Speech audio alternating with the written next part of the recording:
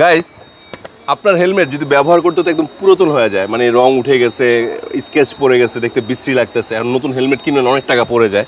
But আপনার এই হেলমেটটা খুব শখের, পছন্দের একটা হেলমেট, আপনি পরে খুব কমফোর্ট পান। এটা যদি নতুন করতে চান তাহলে দেখেন একদমই নতুন করা হয়েছে, দেখছেন? এটা কিন্তু ফুল ব্ল্যাক ছিল, দেখলে বোঝা যায় যে ব্ল্যাক ছিল। এটা কিন্তু স্টিকার করে মডিফাই করা হয়েছে, আর এটা করছে কিন্তু মিরপুর মোটরস। সো মিরপুর মোটরসের ঠিকানা হলো মিরপুর 10 নম্বর মেডিনা হসপিটালের ঠিক পিছনে। অথবা যদি আপনারা চান সরাসরি এসে করতে বা হেলমেট পাঠিয়ে করতে তাও পারবেন।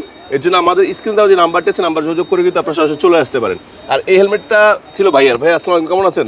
আলহামদুলিল্লাহ ভালো ভাইয়া আছি। কোথেকে আসছেন? আমি আসছি গুলশান 1 থেকে। গুলশান 1 থেকে। কাজটা কেমন লাগলো?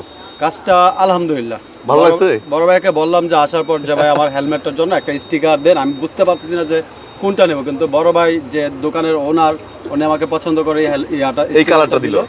চিন্তা করলাম না যে আমার গাড়ি কালারের সাথে এটা অনেক মিল আছে। আচ্ছা আচ্ছা, সেই দিক দিয়ে আমি আলহামদুলিল্লাহ অনেক খুশি। মাশাআল্লাহ।